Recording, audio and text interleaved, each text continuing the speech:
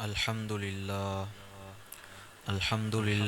नहमदुहु व नस्तईनुहु व नस्तगफिरुहु व नु'मिनु बिही व नतवक्कलु व नऊज़ु बिल्लाहि मिन शुरूरि अनफुसिना व मिन सय्यिआति अमालिना मन यहदिहिल्लाहु फला मुदिल्ल लहु व मन युद्लिल्हु फला हादिय लहु व नशहदु अल्ला इलाहा इल्लल्लाहु वहदहु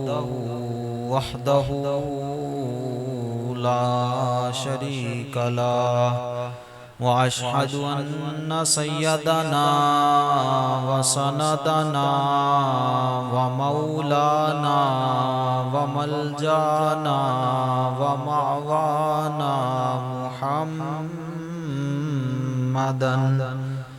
अब्दुहु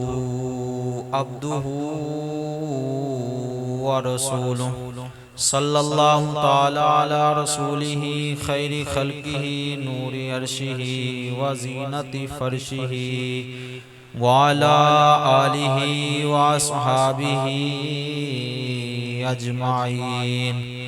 क़ाल अल्लाहु तबारक व तआला फ़ी कलामिल मजीद व बुरहानिर रशीद या अय्युहल्लज़ीना आमनू इत्तक़ुल्लाह व कूनू मअस्सादिकीन। सदक़ल्लाहुल अज़ीम व सदक़ रसूलुहुन नबियुल करीमुल अमीन व नहनु अला ज़ालिका लमिनश शाहिदीन वश्शाकिरीन वल्हम्दुलिल्लाहि रब्बिल आलमीन।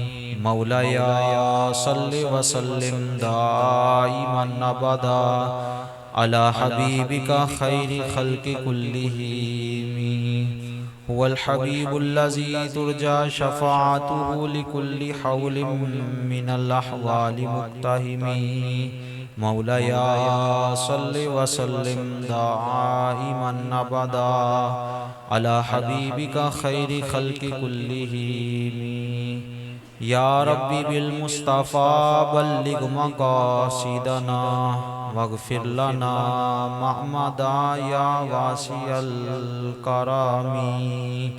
मौलाया सल्लि व सल्लिम दाइमन अबदा अला हबीबिका खैरि खल्क़ि कुल्लिहिम। मुहब्बत से दुरूद व सलाम पढ़िए ताकि बरकत हो जाए। अस्सलातु वस्सलामु अलैका या सय्यदी या रसूलल्लाह व अला आलिका व अस्हाबिका या सय्यदी या हबीबल्लाह। अस्सलातु वस्सलामु अलैका या सय्यदी या रसूलल्लाह। इस अकीदत और मोहब्बत से पढ़ें कि हुज़ूर अलैहिस्सलाम हमारा दुरूद पाक सुन रहे हैं। मोहब्बत से पढ़ें। अस्सलातु वस्सलामु अलैका या सय्यदी या रसूलल्लाह व अला आलिका व अस्हाबिका या सय्यदी या हबीबल्लाह। हम्दो सलात के बाद निहायत ही वाजिबुल एहतराम बिलखुसूस पीर तरीक़त रहबर शरीयत पासबान मसल के रज़ा हज़रत अल्लामा मौलाना मोहम्मद अशरफुल क़ादरी दामत बरकातुकुम अल आलिया और नहायत ही वाजिबुल एहतराम हज़रत अल्लामा मौलाना मोहम्मद अब्बास क़ादरी ज़ीदा मजदूहू और नहायत ही वाजिबुल एहतराम हज़रत अल्लामा मौलाना मोहम्मद शहज़ाद अत्तारी ज़ीदा मजदूहू जी तो चाहता है कि आप में से एक एक का नाम लेकर आपको ढेरों दुआएं दूं, लेकिन वक्त की किल्लत के बाइस जिनके नाम लिए मेरे आका उन्हें भी जानते हैं और जिनके नाम नहीं लिए मेरे आका उन्हें भी जानते हैं।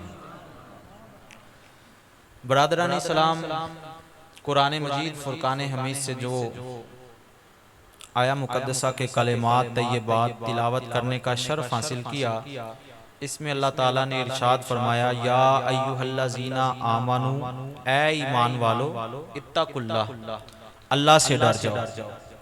अल्लाह से डरने से मुराद कि अल्लाह ताला ने जो अवामिर कुरान में इरशाद फरमाए हैं उनको बजा लाओ, और जो नवाही अल्लाह ने कुरान में नाजिल किए हैं उनसे बाज आ जाओ। अवामिर अमर की जमा है, जिसका मतलब होता है हुक्म, कि अल्लाह ताला ने कोई कुरान के अंदर हुक्म नाजिल किया उसको करना, ये अल्लाह से डरना है।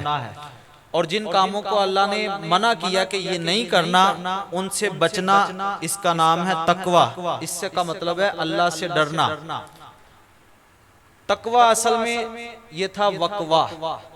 इसका मतलब होता है, पहले शरीयत की इस्तिलाह में इसे नहीं इस्तेमाल किया जाता था, आम इस्तिलाह में इस्तेमाल किया जाता था। इसका मतलब होता था हर उस चीज से डरना जिससे डर लगता है। लेकिन फिर शरीयत ने इसको खास मानों में इस्तेमाल किया तो ये वकवा से बन गया तकवा। अब तकवा का मतलब ये है कि सिर्फ और सिर्फ अल्लाह से डरना। हजरत उमर बिन खत्ताब रदी अल्लाह ताला अन्हु से जो है वो हजरत उमर बिन खत्ताब रदी अल्लाह अन्हु ने हजरत उबई बिन काब से पूछा कि आप मुझे तकवे के बारे में बताएं कि तकवा क्या है। तो हजरत उबई बिन काब रदी अल्लाह ताला अन्हु ने फरमाया, उमर क्या तुम कभी खारदार रास्ते से गुजरे हो, कांटेदार रास्ते से गुजरे हो? तो उन्होंने कहा जी। कहा तुम्हारे वहां गुजरने का अंदाज क्या था, बयान करो। तो हजरत उमर रदी अल्लाह अन्हु कहते हैं कि मैं जब खारदार रास्ते से गुजरा करता था तो अपना दामन समेट कर अपने कपड़ों को बचाकर जो है वहां से गुजरता था, कहीं मेरा कपड़ा जो है उन कांटों में उलझ ना जाए, इसलिए मैं अपने आप को समेट कर वहां से गुजरता था। तो हजरत उबई बिन काब ने फरमाया, उमर इसी चीज का नाम तकवा है कि अपने आप को बचा के रखना। बचाना किन कामों से है? बुरे कामों से।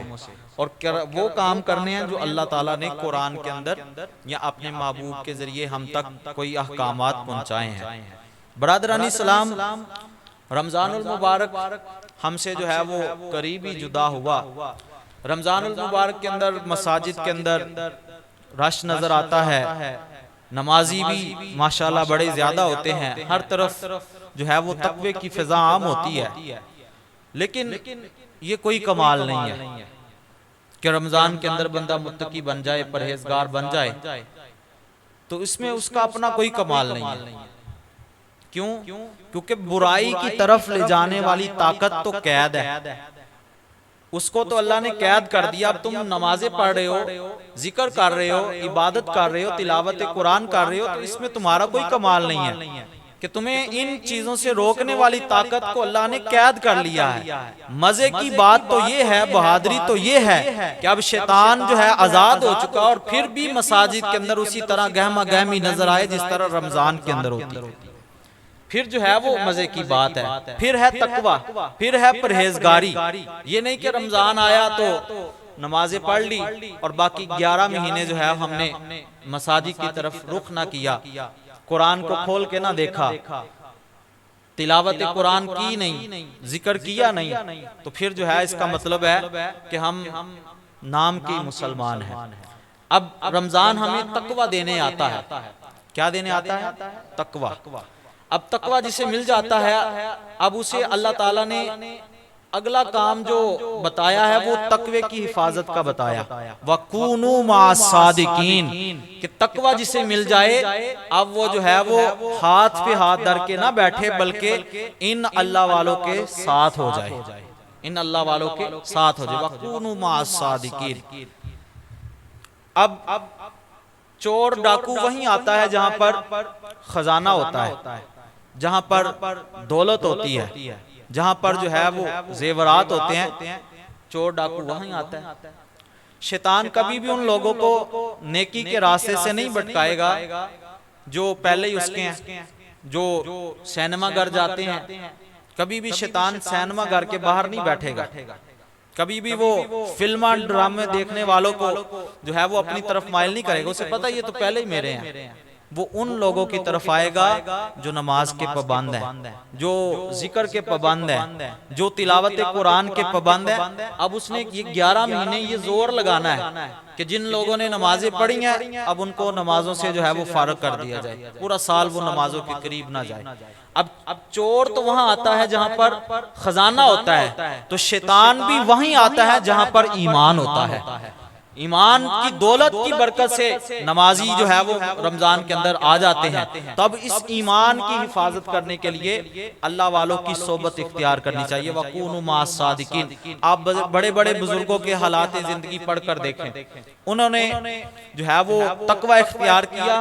तकवा इख्तियार करने के बाद वो हाथ पे हाथ धर के नहीं बैठे, बल्कि वकूनु मास सादिकीन पर अमल करने के लिए उन्होंने कई कई मील सफर किया और जो है उन अल्लाह वालों की संगत को इख्तियार किया।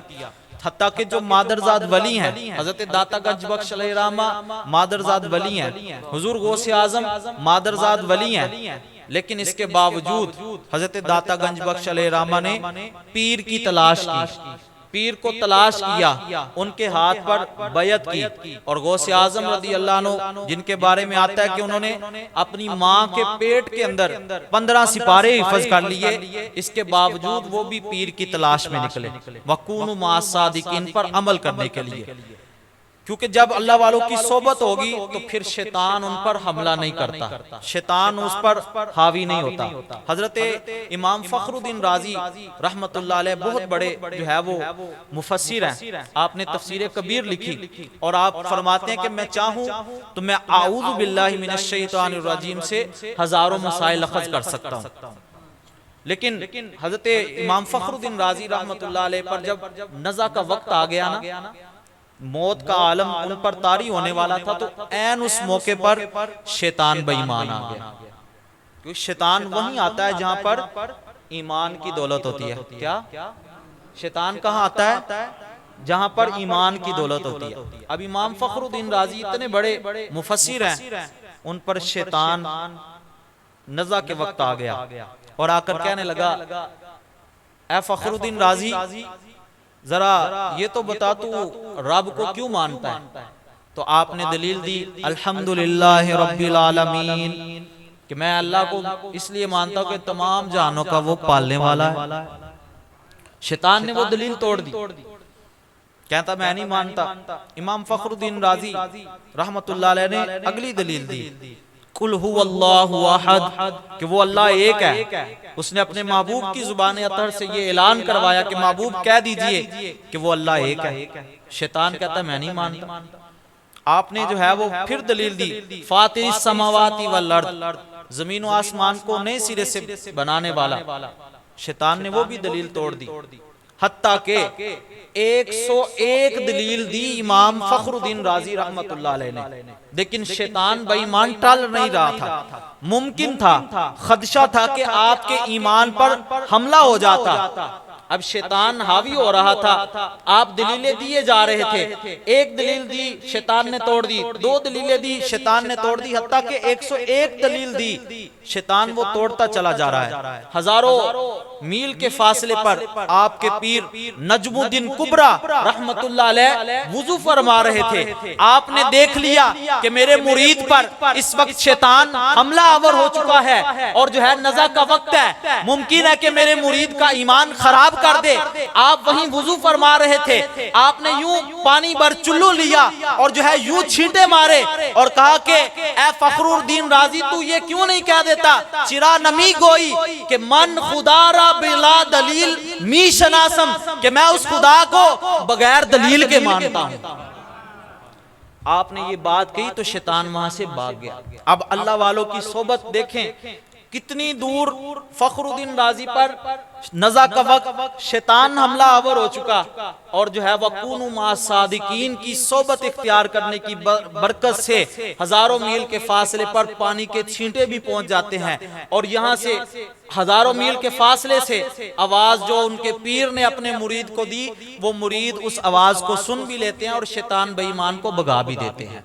इन अल्लाह वालों की सोबत इख्तियार करने की ये बरकत है। आप अंदाजा करें, हुजूर गौसे आजम रदी अल्लाह ताला अन्हु पीरों के पीर हैं, मादरजाद वली हैं, शैतान बेईमान आप पर भी हमला आवर हो गया, आकर कहने लगा है अब्दुल कादिर जिलानी, आज के बाद जो है वो तुझे इबादत करने की कोई जरूरत नहीं है।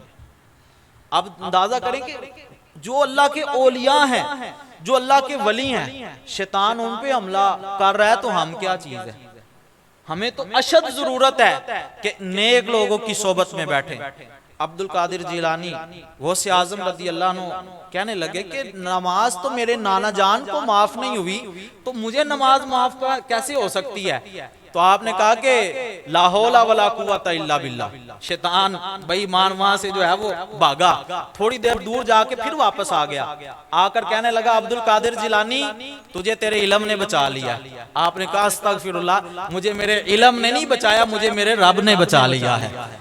ये भी उसका अगला हमला था कि मैं कहूंगा कि तुझे तेरे इल्म ने बचा लिया, तो शेख अब्दुल कादिर जिलानी तकब्बुर करेंगे कि मेरा बड़ा इल्म है, तो बस इस इल्म की जो है वो बना पर मैं अब्दुल कादिर जिलानी पर हमला कर दूंगा। तो शैतान ने बड़े बड़े अल्लाह के औलिया पर हमला किया, और जो है उन्होंने वकूनु मा सादिकीन पर अमल किया हुआ था, तो वो शैतान बेईमान के हमलों से बच गए। आप अंदाजा करें, शैतान बेईमान ने तो सहाबा कराम रदी अल्लाह तआला अन्हु को नहीं छोड़ा। हजरत अबू हुरैरा रदी अल्लाह तआला अन्हु को आका अलैहिस्सलातु वस्सलाम ने जो है वो सदकात पर मामूर किया कि इनकी हिफाजत करनी है। अबू हुरैरा तो आप हिफाजत कर रहे थे कि रात का जब पिछला पहर हुआ तो शैतान बेईमान वहां चोरी करने आ गया, आपने उसे पकड़ लिया, कहा कि मैं तुझे अल्लाह के नबी सल्लल्लाहु ताला अलैहि वसल्लम के पास लेकर जाऊंगा, तुझे छोड़ूंगा नहीं। शैतान बेईमान माफिया मांगने लग गया कि माफ कर दें, गलती हो गई, आइंदा नहीं आऊंगा। आप जरा नरम दिल थे, आपने कहा कि ठीक है तुझे माफ किया। सुबह हुई तो आका अलैहिस्सलातु वस्सलाम से जब मुलाकात हुई तो हुजूर अलैहिस्सलातु वस्सलाम ने इरशाद फरमाया, अबू हुरैरा रात वाले चोर का क्या किया है? अभी ये मामला तो रात को पेश आया, आका अलैहिस्सलातु वस्सलाम तो वहां मौजूद ही नहीं थे। हुजूर अलैहिस्सलातु वस्सलाम ने ये मामला अबू हुरैरा के सामने रात वाला पेश किया ना, तो अबू हुरैरा रदी अल्लाह अन्हु अर्ज करते हैं, या रसूल अल्लाह सल्लल्लाहु ताला अलैहि वसल्लम, मैंने उस चोर को माफ कर दिया, उसने माफी मांगी। आप सल्लल्लाहु ताला अलैहि वसल्लम ने इरशाद फरमाया, अबू हुरैरा आज रात वो चोर फिर आएगा। ये हुजूर सल्लल्लाहु ताला अलैहि वसल्लम का इल्मे गैब नहीं है तो और क्या? चोरी तो अभी रात को होनी है, खबर आका अलैहिस्सलातु वस्सलाम पहले दे रहे हैं। रात हो गई, आपने पहरा सख्त दिया और जो है वो पिछले पहर शैतान को पकड़ लिया, उसे पकड़ लिया बाजू से, कहा कि तुझे नहीं छोड़ूंगा, कहा कि मेरे छोटे छोटे बच्चे हैं, अयालदार हूं, माफ कर दो। आपके फिर दिल में रहम आया तो आपने छोड़ दिया। हुजूर अलैहिस्सलातु वस्सलाम से मुलाकात हुई, हुजूर अलैहिस्सलातु वस्सलाम ने इरशाद फरमाया, ऐ अबू हुरैरा रात वाले चोर का क्या किया? तो अबू हुरैरा रज़ी अल्लाह अन्हु कहते हैं, या रसूल अल्लाह सल्लल्लाहु ताला अलैहि वसल्लम, वो कहता है कि मैं अयालदार हूँ, माफ़ी दे दो, आइंदा नहीं आऊँगा। तो मैंने माफ़ कर दिया। हुजूर अलैहिस्सलातु वस्सलाम ने इरशाद फरमाया, अबू हुरैरा आज रात वो चोर फिर आएगा। तीसरी रात आपने पकड़ लिया उसे, उस शैतान को, और जो है कहा कि तुझे नहीं छोड़ूंगा। वो अब कहता है, पाँव में गिर जाता है, कहता है अबू हुरैरा अगर मैं तुम्हें एक वजीफा बता दूं, अगर तुम उस पर अमल कर लो तो फिर उस सामान को कोई भी चोर चोरी नहीं कर सकता, उस सामान की अल्लाह ताला हिफाजत फरमाएगा। कहा कि क्या? कहा कि आयतुल कुर्सी पढ़ लिया करो। आपने उसे छोड़ दिया। सुबह हुई, हुजूर अलैहिस्सलातु वस्सलाम की बारगाह में अबू हुरैरा रज़ियल्लाहु अन्हु पेश हुए। मेरे आका अलैहिस्सलातु वस्सलाम ने इरशाद फरमाया, अबू हुरैरा रात वाले चोर का क्या किया? तो उन्होंने अर्ज किया, या रसूल अल्लाह सल्लल्लाहु ताला अलैहि वसल्लम, उस चोर ने मुझसे माफी मांगी और कहने लगा कि मैं एक वजीफा बता दूं, अगर तुम उस पर अमल कर लो तो फिर जो है उस सामान को कोई भी चोर चोरी नहीं कर सकता। या रसूल अल्लाह सल्लल्लाहु ताला अलैहि वसल्लम, वो वजीफा बता गया कि वो आयतुल कुर्सी पढ़ लिया करो। हुजूर अलैहिस्सलातु वस्सलाम ने इरशाद फरमाया, ऐ अबू हुरैरा जानते हो कि वो चोर कौन था जो चोरी करने आ रहा था? मुलाकात तो रोज अबू हुरैरा से होती थी, लेकिन अबू हुरैरा रज़ियल्लाहु अन्हु ने अर्ज किया, या रसूल अल्लाह सल्लल्लाहु ताला अलैहि वसल्लम, या रसूल अल्लाह मैं तो नहीं जानता, अल्लाह जाने और अल्लाह का रसूल जाने, वल्लाहु आलमु व बि रसूलिही, अल्लाह जानता है और उसका रसूल जानता है। आपने फरमाया, ज़ाका शैतान, वो शैतान बेईमान था, है सबसे झूठा लेकिन बात सबसे वो सच्ची कर गया। यानी शैतान बेईमान का काम ही ये है कि वो नेक लोगों को जो है वो रास्ते से भटकाए।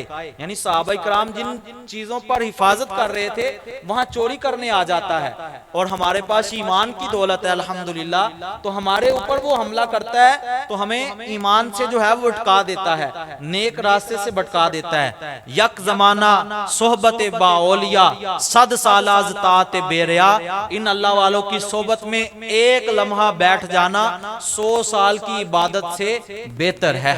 और वो इबादत जो बगैर रियाकारी के हो, इन अल्लाह वालों की सोहबत में एक लम्हा बैठ जाना 100 साल की इबादत से बेहतर है। तो इन अल्लाह वालों की सोहबत में बैठने से इंसान शैतान बेईमान के जो है वो चक्करों से बच जाता है, बुराइयों से बच जाता है। जब बंदा अल्लाह वालों की सोहबत में बैठता है तो वो गीबत से बच जाता है, वो चुगली से बच जाता है, वो जो है वो अंट बंट शंट कामों से बच जाता है। जितनी देर वो इनके पास रहेगा उतनी देर या तो वो कुरान की बात करेंगे अल्लाह वाले, या वो हदीस की बात करेंगे। आज जो है वो हर बंदा जो है वो पीर बनने के चक्करों में है, हालांकि हर बंदा पीर नहीं है, हर बंदा पीर नहीं है। आला हजरत अजीमुल बरकत अलैहिर्रहमा ने जो है वो पीर की 4 शराइत लिखी हैं। वो पीर हो सकता है जिसके अंदर 4 जामे शराइत पाई जाए। नंबर 1, सही अकीदा सुन्नी हो, उसका अकीदा सही हो, वो अल्लाह वालों को मानता हो, औलिया अल्लाह को, अहले बैत का वो बाअदब हो, सहाबा का वो बाअदब हो, दुरूद सलाम पढ़ने वाला हो, फिर जो है वो आलिम बाअमल हो, यानी कम अज कम उसके पास इतना इल्म हो कि वो अपने करीब वाले लोगों को दीन के मसाइल समझा सके, और फिर जितना उसके पास इल्म है उस पर वो अमल भी करता हो। ये नहीं इल्म तो है वो अमल नहीं करता, बेअमल जो है वो अल्लाह का वली नहीं हो सकता। अल्लाह का वली वही होगा जो इल्म है और उसके पास उस पर अमल करता है। और नंबर 4, साहिब इजाजा वल खिलाफा हो, यानी उसके पास ये सनद हो कि उसका हाथ अपने पीर के हाथ में हो और उसके पीर का अपने पीर के हाथ में हो, और ये सिलसिला कड़ी दर कड़ी चलता हुआ रसूल पाक सल्लल्लाहु ताला अलैहि वसल्लम के हाथ तक पहुंचता हो। ऐसा बंदा जो है वो वली है, ऐसा बंदा पीर है।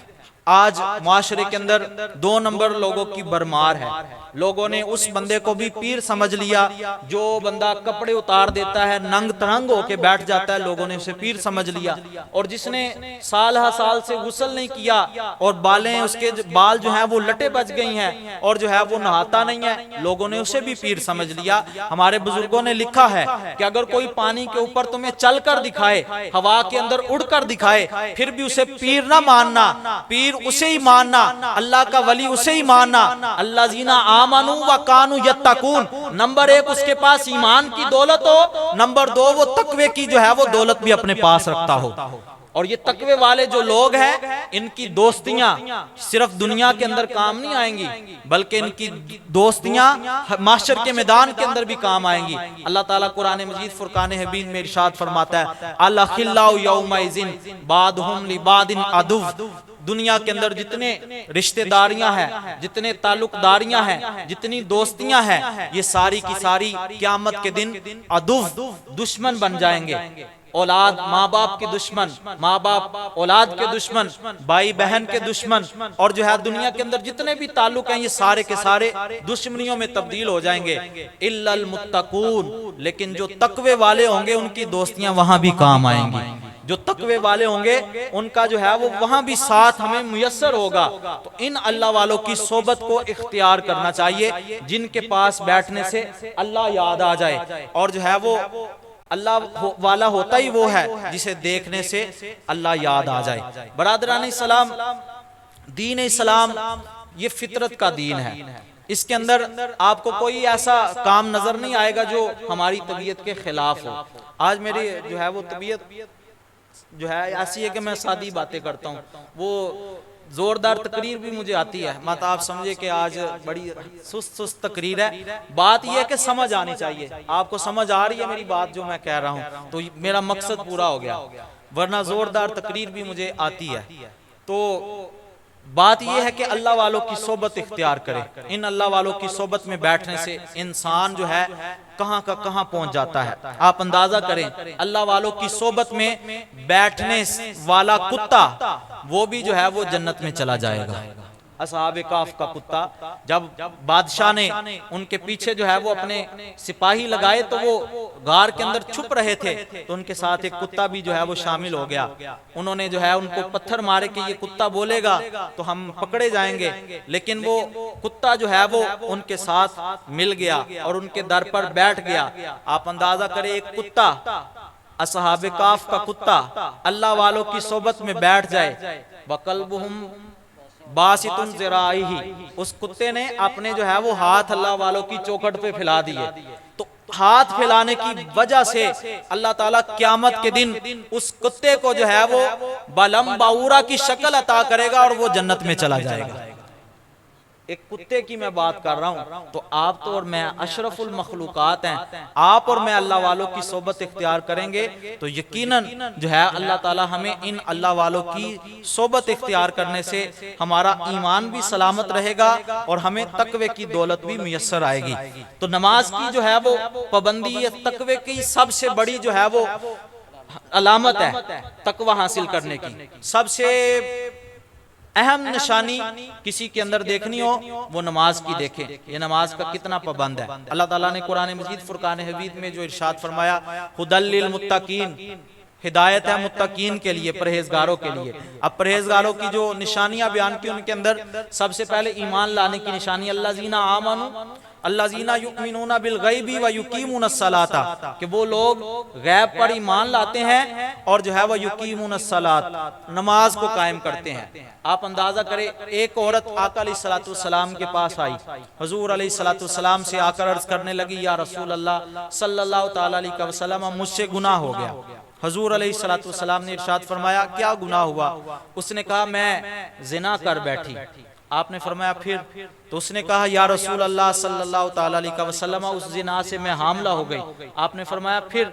उसने अर्ज किया, मैं उस जिना वाले हमल से जो है वो हमल को वज़ा कर बैठी, बच्चा पैदा हो गया और फिर मैंने उस बच्चे को कत्ल कर दिया और फिर मैंने उस बच्चे को कत्ल करने के बाद शराब के टोकरे के अंदर फेंक दिया। अब इतनी बातें सुनने के बाद मेरे आका अलैहिस्सलाम ने इरशाद फरमाया, मैं समझ रहा था कि शायद तेरी नमाज़े असर रह गई है। अब ये हमने देखना है कि रमजान के अंदर तो हम नमाजों के पाबंद थे, क्या रमजान के बाद भी हम नमाज की पाबंदी कर रहे हैं? उलमा ने लिखा है कि जिसने रमजान के अंदर इबादतें की हैं, अब उसके बाद नतीजा है कि किसकी नमाजें कबूल हुई हैं, किसके रोजे कबूल हुए हैं, किसके सदकात और खैरात कबूल हुई हैं, किसकी तिलावतें कबूल हुई हैं। अब उसका नतीजा इन महीनों के अंदर जो है वो आना है। अब नतीजा कैसे आना है कि अगर हम उन पर अमल पैरा रहे, अपनी मामूल की इबादत पर 5 वक्त की नमाज पढ़ते रहे और जो है वो अल्लाह का जिक्र करते रहे, जो है वो वक्त मिला उसमें थोड़ी थोड़ी इबादत करते रहे, तो आपको मुबारक हो, आपकी जो है वो नमाजें भी कबूल हो गई, आपके रोजे भी कबूल हो गए, तमाम नेकियां कबूल हो गई। और अगर आप और मैं शैतान के हवाले हो गए तो फिर अल्लामा अलाई बख्श साहब ने लिखा है कि फिर वो समझ ले कि उसकी नमाजें कबूल नहीं हुई, उसके रोजे कबूल नहीं हुए, क्योंकि उसने अपने आप को शैतान के हवाले कर दिया। तो नमाज सबसे अहम इबादत है, नमाज से लापरवाही तबाही है, तबाही है, तबाही है, और नमाज में ही कामयाबी है, नमाज में ही कामयाबी है। रही बात, अल्लाह ताला अपने बंदों को माफ ही करना चाहता है, वो अपने बंदों को अजाब नहीं देना चाहता। आप अंदाजा करें कि इस्लाम हमें कितना प्यारा दीन मिला है कि इसमें नियत करने पर भी इंसान को अजर मिलता है।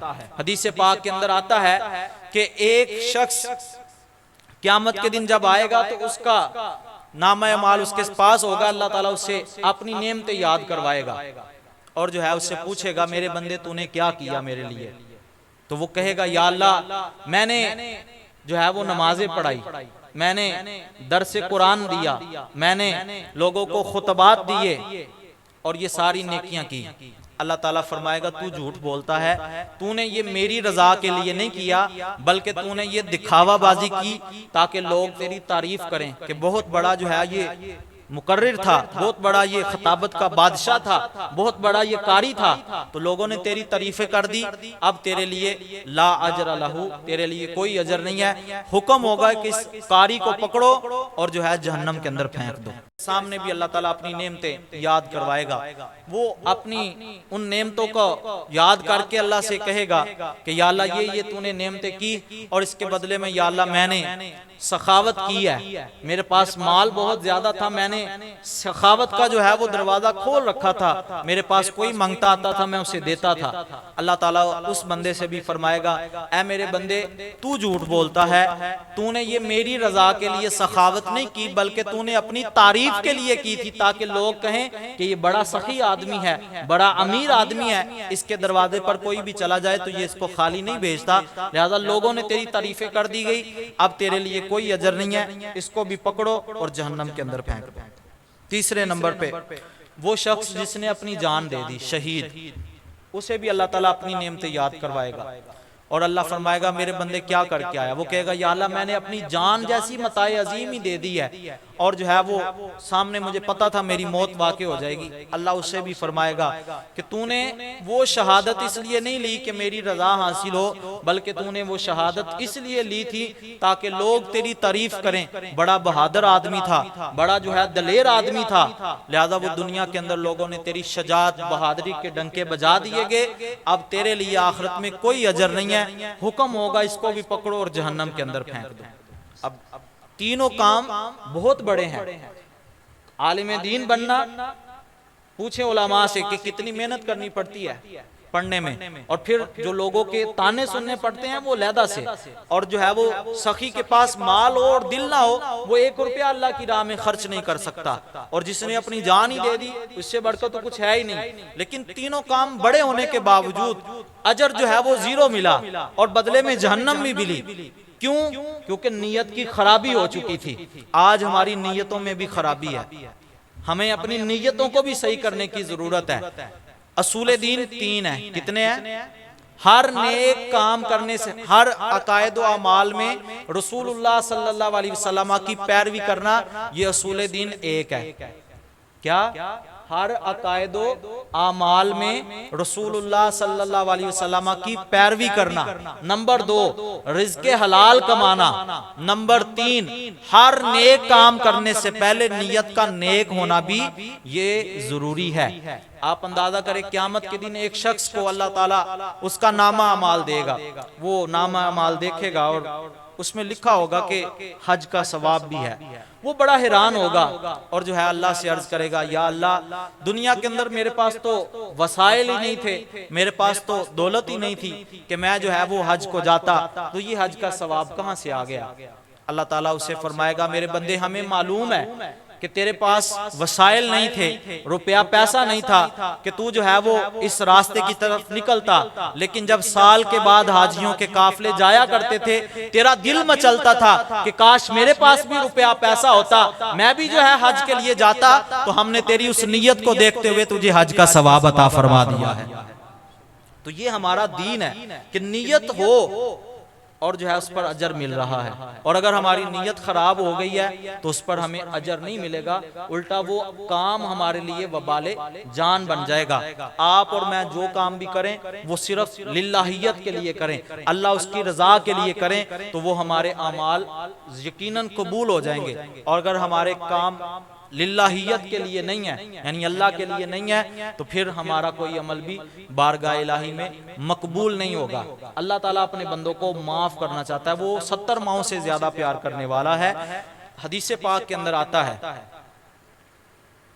हदीस पाक के अंदर आता है क़यामत का दिन होगा और जो है वो जहन्नम के अंदर एक शख्स जोर जोर से अल्लाह का जिक्र कर रहा होगा, और वो जिक्र कर रहा होगा या हन्नानो या मन्नान। क्या जिक्र कर रहा होगा? तो फरिश्ते हैरान हो जाएंगे कि या अल्लाह तेरा ये बंदा जहन्नम के अंदर तुझे पुकारे जा रहा है।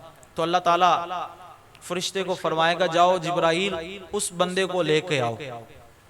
जिब्राइल अलैहिस्सलाम जहन्नम की वादी पूरी छान मारते हैं, लेकिन वो बंदा नहीं मिलता। आप सजदे में सर रख देते हैं और अल्लाह से अर्ज करते हैं, या अल्लाह वो बंदा नहीं मिल रहा। जो तुझे पुकार रहा है और आवाज़ मसलसल आ रही है। अल्लाह ताला जिब्राईल अलैहिस्सलाम से फरमाते हैं, क्या जिब्राईल फलां फलां जहन्नम की वादी है, वहाँ पर चले जाओ और वहाँ पर हमारा वो बंदा मौजूद है। उस बंदे को वहाँ से निकाला जाएगा और जो है वो पेश किया जाएगा अल्लाह की बारगाह में। वो बंदे से रब ताला फरमाएगा, ऐ मेरे बंदे, हमने तुझे जहन्नम दे दी और तेरा जिस्म सारा जल गया, कोयले की मानिंद हो गया, तू फिर भी मुझे पुकारे जा रहा है, या हन्नान या मन्नान। तो वो बंदा कहेगा, या अल्लाह मैं तेरी रहमत से ना उम्मीद नहीं था, मैं तेरी रहमत से ना उम्मीद नहीं था, मुझे पता था कि मेरे रब की रहमत मुझे यकीनन माफ कर देगी। तो रब ताला उन फरिश्तों के सामने, उस बंदे के सामने फरमाता है, क़यामत के दिन फरमाएगा, क्या फरिश्तों मैंने इस बंदे को माफ कर दिया है और फरमाया इसको बदले में जन्नत अता कर दो। अब वो कहेगा, या अल्लाह जिस्म मेरा जल चुका है, कोयला बन चुका है, मैं जब जाऊंगा तो लोग तो मुझे ताने देंगे, लोग तो जो है कहेंगे ये वो आया जो जहन्नम से होके आया है, तो फिर मुझे तो जो है शर्मिंदगी महसूस होगी। तो अब मेरा ये मामला भी हल किया जाए, मुझे जहन्नम से तो निकाल दिया गया, जन्नत में भेजा जा रहा है, तो अब ये जो मेरा जिस्म जल चुका है इसका क्या करूंगा। अल्लाह ताला फरमाएगा कि इसको जो है वो गुस्ल करवाओ, और जब उसे गुस्ल करवाया जाएगा तो उसका जिस्म बिल्कुल नया बन जाएगा। ये अल्लाह ताला की जो है वो अपने बंदे के साथ मोहब्बत है, रहमत है कि अल्लाह ताला जहन्नम में भेजे हुए शख्स को भी जहन्नम से निकाल कर जन्नत में भेज रहा है। हमें तो अल्लाह ने सांसें दी हैं, हमें जो है वो मौका दिया है कि तुम इस दुनिया में हो, मेरे और मेरे महबूब की जो है वो ताबेदारी कर लो, तो बदले में तुम्हें जन्नत मिल जाएगी।